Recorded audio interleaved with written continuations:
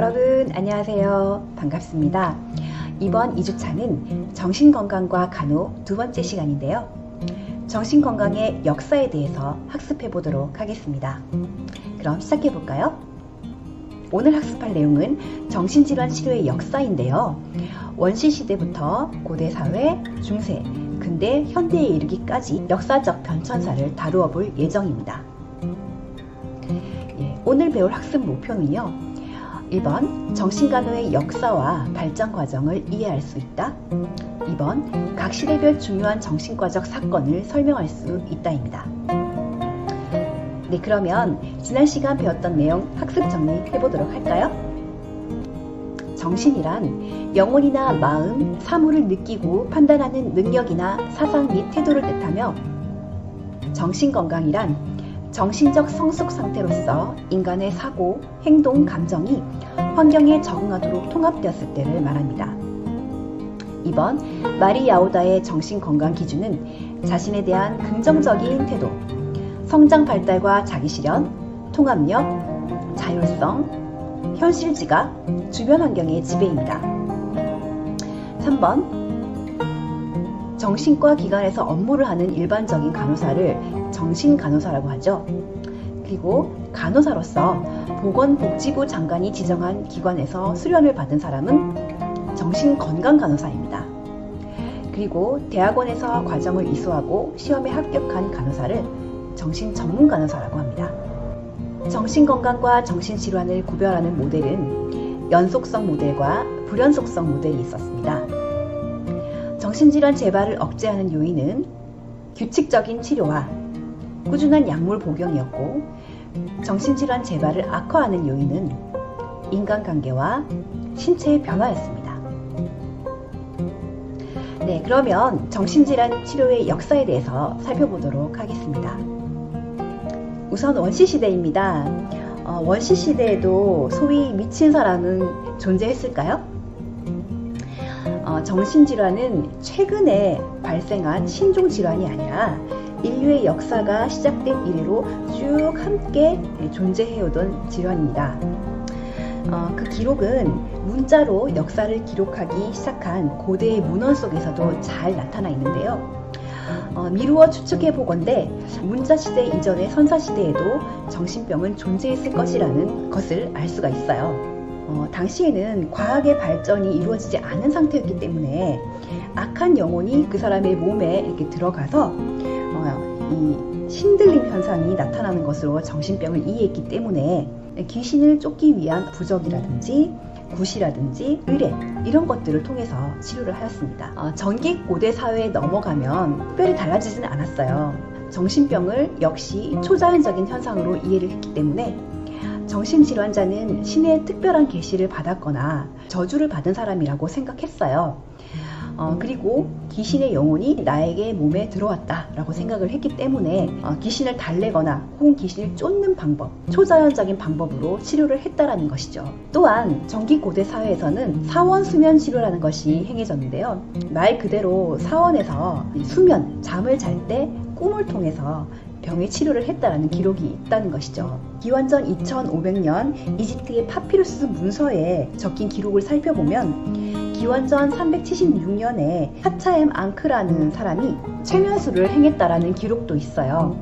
또한 자매사원이라고 부르는 최면요법 진료소가 이집트 각지에 건설되었는데, 환자들이 병을 고치기 위해서 자매사원을 찾아 최면치료를 받았다라는 기록이 있습니다. 그리스 로마 시대에는 이전의 원시 시대에서 이상심리를 초자연적인 힘으로 본 것과는 달리 과학적 입장에서 설명하고자 하였는데요. 그리스인들은 BC 7세기경부터 질병을 초자연적인 현상으로 생각하지 않고 자연적이고 과학적인 입장에서 논리적으로 파악하려고 했습니다. 이러한 그리스인의 자연 철학을 바탕으로 질병이 생기는 이유를 이성적으로 설명하려고 한 최초의 이론이 바로 사액체설인데요.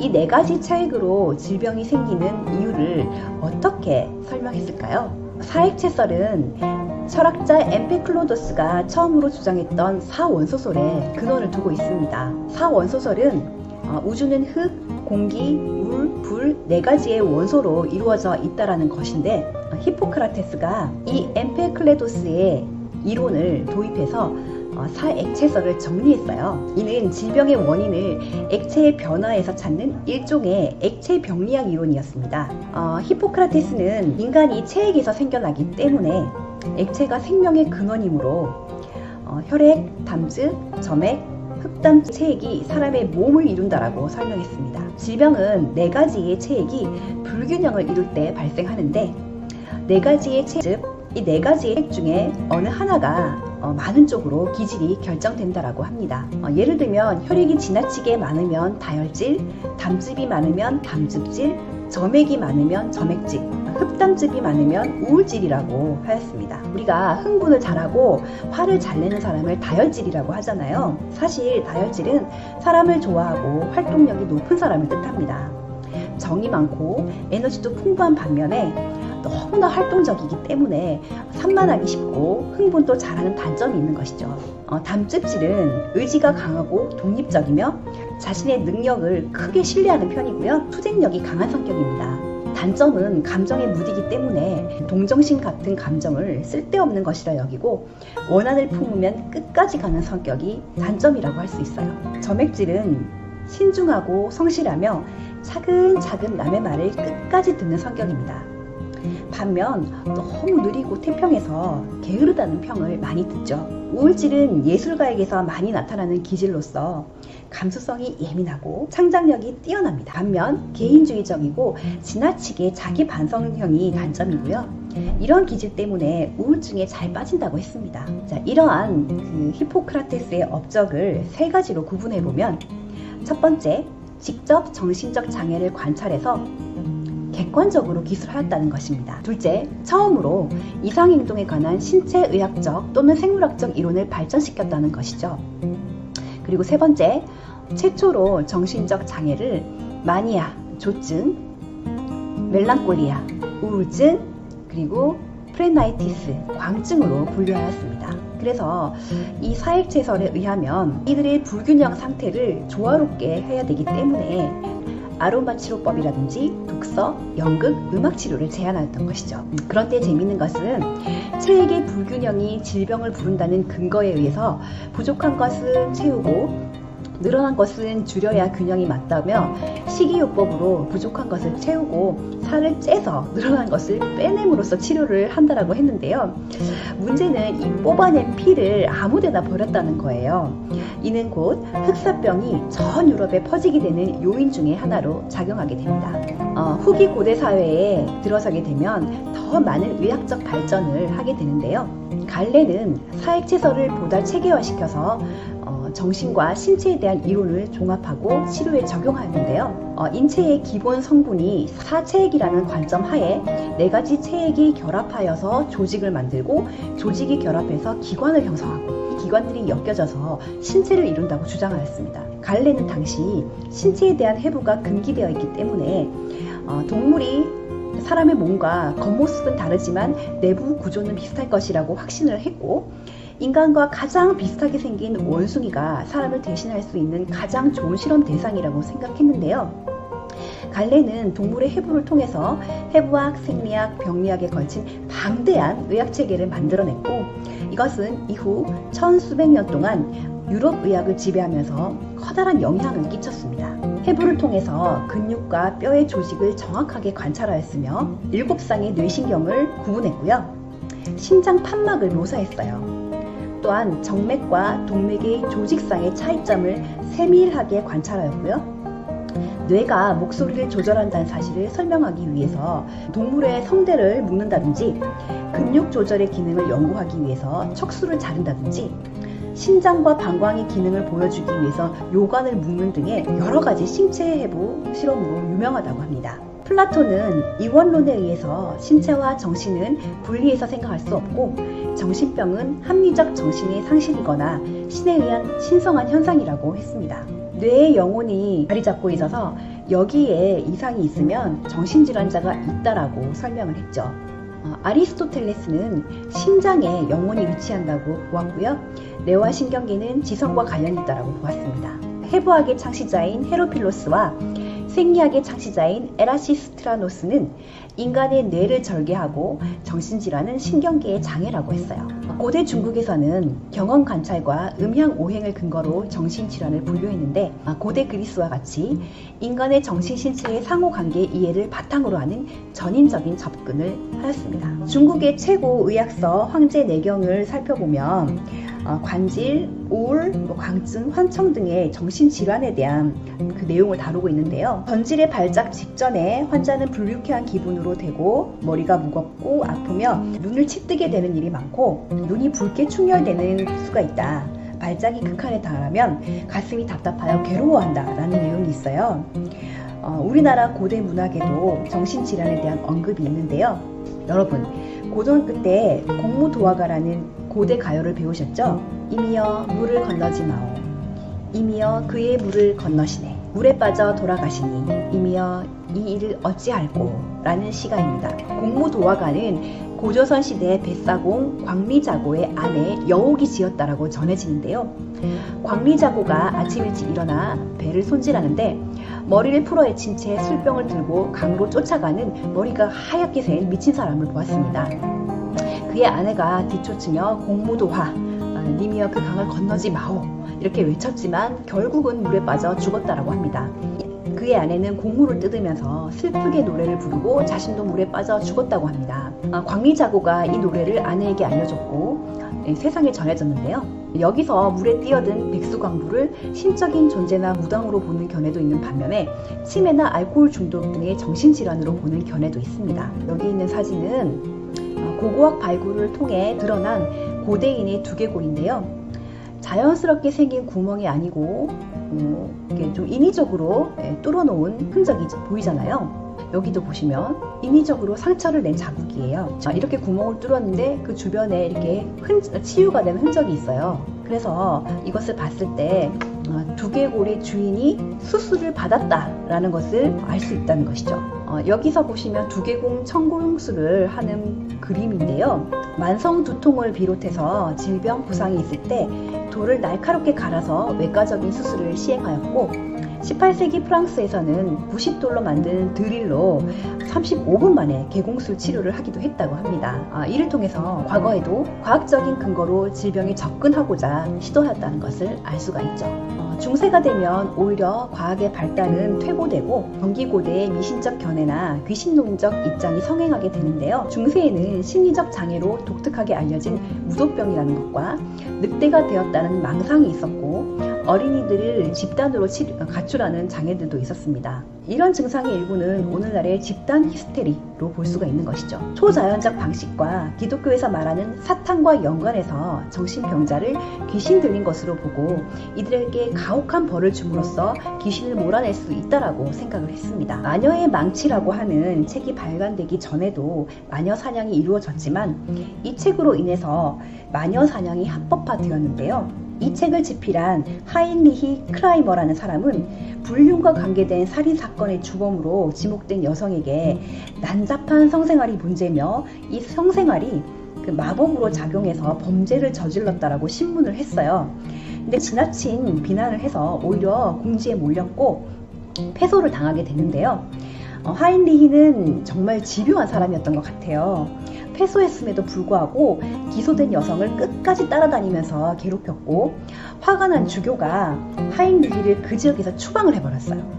그런데 여기도 그치지 않고 이에 앙심을 품은 하인리히는 마녀의 망치를 저술하게 됩니다.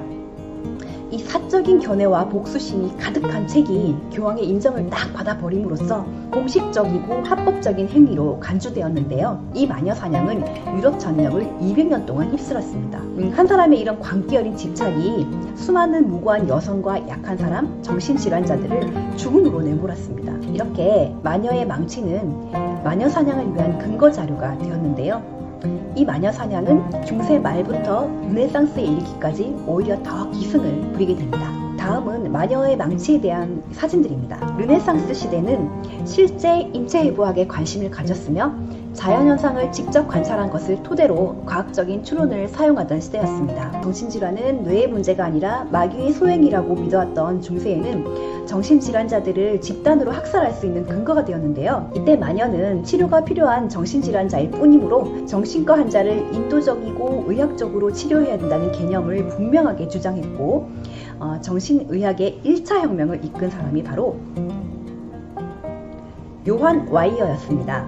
요한 와이어는 마녀 사냥을 비판하고 정신과 환자를 인도적, 의학적으로 치료해야 된다는 개념을 분명하게 주장했고, 이후로 서서히 인도주의적 접근과 과학적인 접근이 이루어졌는데요. 서양 중세와 다르게 동양에서는 금나라와 원나라에서 정신요법과 행동요법으로 환자를 치료하는 시기이기도 했습니다. 오히려 동양에서 서양보다 발전된 치료를 행했다고 볼 수 있는 것이죠. 기원 800년경 다마스쿠스에는 처음으로 정신병원이 생깁니다. 유럽에서는 1275년 런던에 설립된 대규모 정신질환자 전용 수용시설인 세인트 메리 오브 베들레헴을 비롯해서 파리, 취리히, 뮌헨 등에서 정신병원이 생겨나게 되는 것이죠. 이 그림은 유럽에서 가장 오래된 정신병원 베들레헴이라는 곳인데요. 13세기에 베들레헴은 작은 성모의 수도원이라는 이름으로 세워진 곳인데요. 1403년 기와인을 수용하면서 6명의 광인도 함께 입소하게 되었습니다. 시간이 흐르면서 결국 수용인 대부분이 광인으로 바뀌고 이름도 와전되면서 대혼란, 미친 곳, 베들레헴이라는 별칭을 얻게 되었습니다. 이후 1700년대까지 광인을 수용하는 그 수용소는 격리 역할을 하였습니다. 감금만으로도 효과가 있고 감금 없이 다른 치료는 아무런 효과가 없다라는 생각이 지배하였기 때문이죠. 그러다가 1794년 이탈리아의 키아루기가 광기에 관하여라는 책에서 수용소는 정신질환자를 그저 가두는 곳이 아니고 치료하기 위한 장소라고 주장을 하게 됐는데요. 비슷한 시기에 프랑스에서는 필리피넬이 비세트로 병원에서 광인들을 사슬을 풀어주었으며 수용소 감금은 치료적으로만 사용해야 되며 수용소는 심리적인 치료를 하는 곳이라고 말했습니다.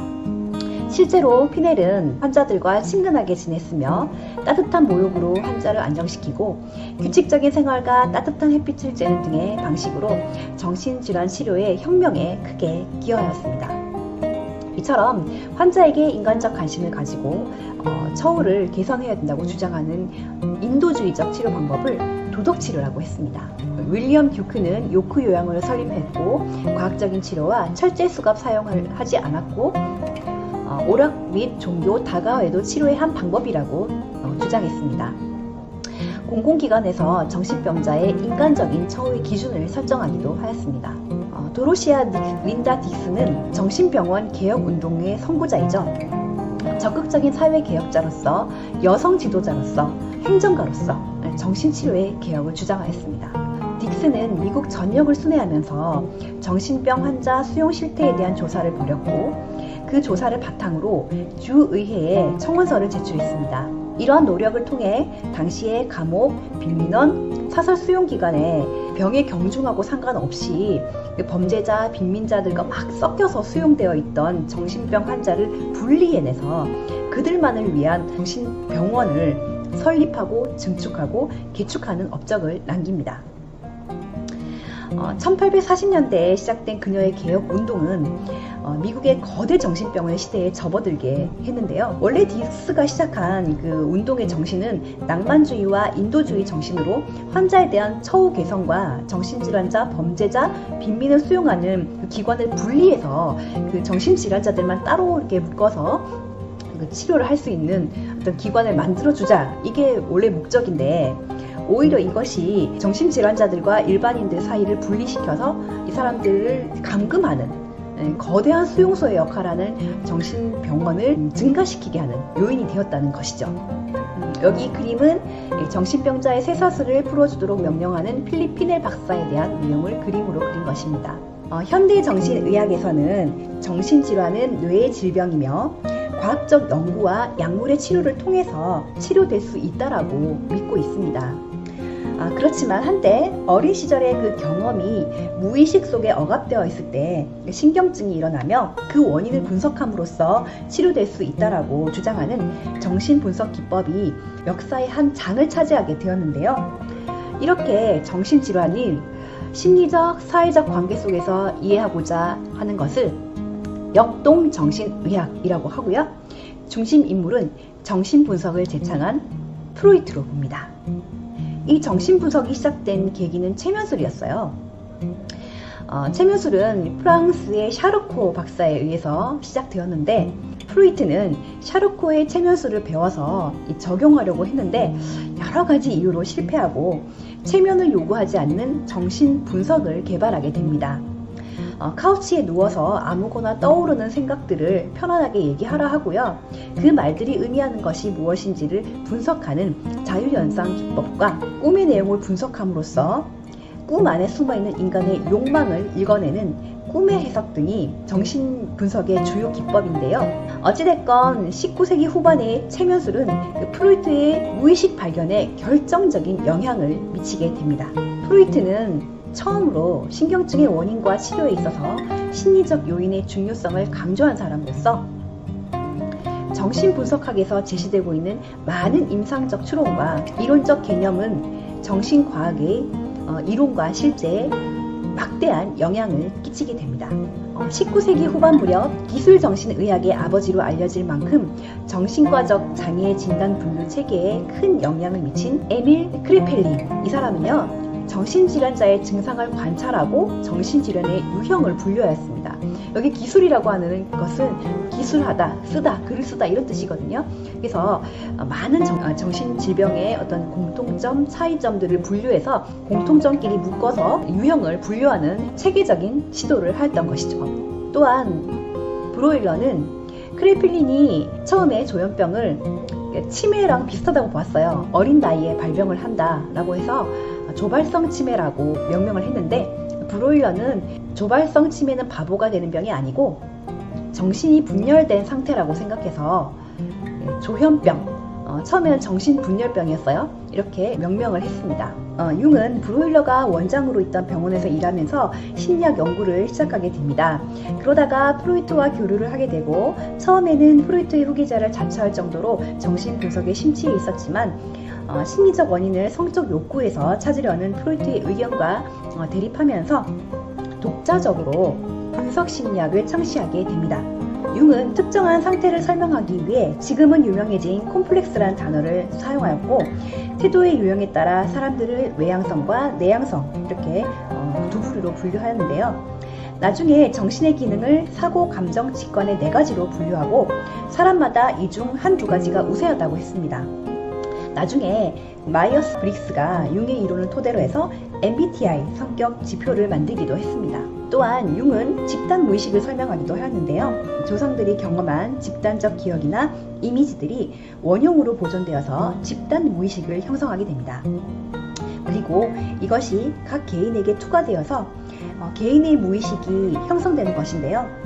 예를 들면 우리 민족은 예로부터 외세의 침입을 받으며 살아남았기 때문에 외부의 억압에 대해서 저항하는 정신이라든가 역사적으로 풀지 못했던 억압에 대한 분노가 내면에 쌓이면서 한이 되었다라고 하는 것들이 집단적 무의식이라는 것이죠. 알프레드 아들러 역시 초기에는 프로이드와 함께 정신분석을 연구했지만 리비도 이론을 비판하면서 개인심리학을 창시했는데요. 그는 사람의 사고와 행동의 주된 동기가 우월성과 권력에 대한 욕구에 있으며 이러한 욕구는 부분적으로는 열등감을 보상하려는 시도에서 온 것이라고 주장을 했어요. 개인은 자신의 삶에 대해서 스스로 평가하고 선택하는 창조적인 존재이며 개인의 모든 행동에는 목적이 있음을 강조하는 이론입니다.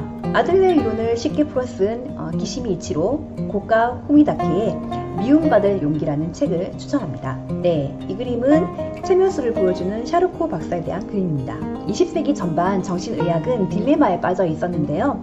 수용소에 가둬놓고 막연히 치료가 되기를 기다리는 한편 정신분석이 시도되었으나 치료 효과가 탁월하지 않았어요. 그러자 정신의학자들이 다른 대안을 찾기 시작했습니다.